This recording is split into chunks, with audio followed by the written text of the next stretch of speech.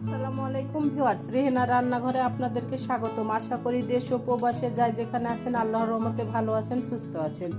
আজকে আমি আবার একটা দারুণ মজার রেসিপি নিয়ে চলে এসেছি। আজকে আমি পাঙ্গাস মাছের ফিচা দিয়ে ভর্তা করে দেখাবো। এখানে আমি 2 পিস পাঙ্গাস মাছের ফিচা নিয়েছি। ফিচাগুলা খুবই বড়, এটা বড় সাইজের মাছ।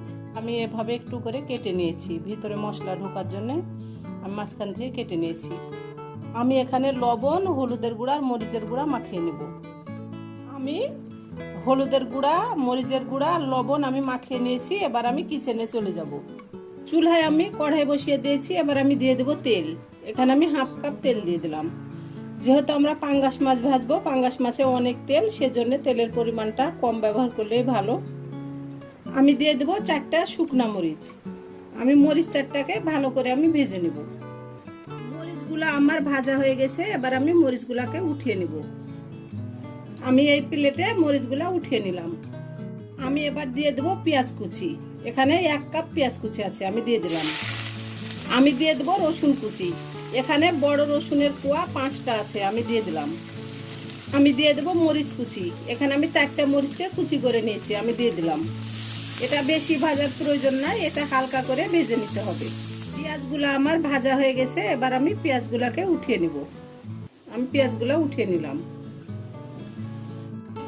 এবার আমি দিয়ে দেব যে তেল রয়ে গেছে সেই তেলের মধ্যে আমি পাঙ্গাস মাছের ফিচা 2টা দিয়ে দিলাম। ফিচা 2টাকে আমি 6 মিনিট ভেজে নেব। এ পাশে 3 মিনিট, ওই পাশে 3 মিনিট।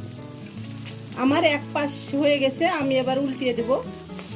এটা মিডিয়াম টু লো হিটে আপনাকে ভেজে নিতে হবে। এটা জোরে যদি আপনি জাল দিয়ে ভেজে নেন তাহলে আপনার ভিতরটা কাঁচা হয়ে থাকবে, উপরটা আপনার পুড়ে যাবে। আমি উল্টিয়ে দিয়েছি। আমি একেবারে ভেজে নিয়ে ফিরে আসছি। ফিচা 2টা আমার ভাজা হয়ে গেছে, আমি খুব সুন্দরভাবে ভেজে নিয়েছি। এবার আমি উঠিয়ে নিব। আমি এই প্লেটে উঠিয়ে নিলাম। ফিচাগুলো আমার ঠান্ডা হয়ে গেছে। এবার আমি উপরের চামড়াটা আমি ফেলে দেব, দিয়ে আমি সুন্দর করে আমি বেছে নেব। এটার কাঁটা নাই, তারপরে এটা ভালো করে বেছে নিতে হবে। পাঙ্গাস মাছে কাঁটা খুব কম থাকে। আমি এটা ভালো করে বেছে নিয়ে আমি ফিরে আসছি। ফিচা 2টা আমি ভালো করে বেছে নিয়েছি। এবার আমি এক সাইডে রেখে দেব। আমি এখানে এগুলা চামড়া আর কাঁটাটা আমি ফেলে দিয়েছি। আমি এখানে 4টা শুকনা মরিচ আর 1/2 চামচ লবণ দিয়ে আমি শুকনা মরিচগুলোকে চটকে নিয়েছি। আমার ক্যামেরাটা অফ ছিল, সেজন্য আমি দেখাতে পারিনি, সেজন্য আমি সরি। আমি এবার ভালো করে শুকনা মরিচগুলোকে চটকে নেব। শুকনা মরিচগুলো আমার চটকানো হয়ে গেছে। এবার আমি পেঁয়াজ, রসুন আর কাঁচা মরিচটা আমি ভালো করে আমি হাত দিয়ে আমি চটকে নেব। আমার ভালো করে চটকানো হয়ে গেছে। এবার আমি দিয়ে দেব সরিষার তেল। আমরা যেহেতু ভর্তা করছি, আমাদেরকে অবশ্যই সরিষার তেলটা ব্যবহার করতে হবে।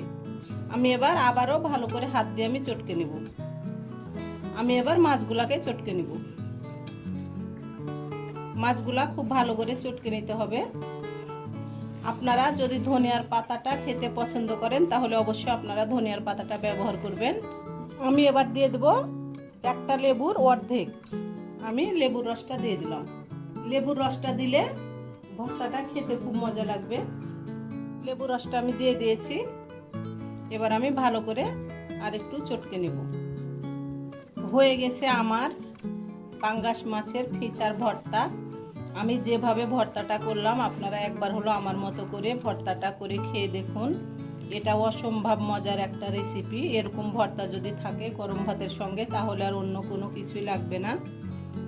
আমার রেসিপিগুলো যদি ভালো লাগে তাহলে আমার ভিডিওগুলো দেখার অনুরোধ রইল। যদি ফেসবুক থেকে দেখেন তাহলে অবশ্যই একটা ফলো দিয়ে দিন। ইউটিউব থেকে দেখলে একটা সাবস্ক্রাইব করার অনুরোধ রইল। হাতে যদি সময় থাকে লাইক, শেয়ার, কমেন্ট করে দিন। আপনাদের একটা শেয়ারে আমি অনেক দূরে এগিয়ে যেতে পারবো। আমি এবার উঠিয়ে নিয়ে আপনাদেরকে আমি পরিবেশন করে দেখাচ্ছি। হয়ে গেছে আমার পরিবেশন করা। আশা করি আমার রেসিপিটা অবশ্যই ভালো লাগবে। যদি ভালো লাগে তাহলে আমার চ্যানেলটিতে লাইক, কমেন্ট, শেয়ার করতে ভুলবেন না। বেশি বেশি করে সাবস্ক্রাইব করার অনুরোধ রইল। তাহলে আজকের মতো এখানে বিদায়। আবার অন্য কোনো রেসিপি নিয়ে আসবো। সবাই ভালো থাকবেন। আল্লাহ হাফেজ।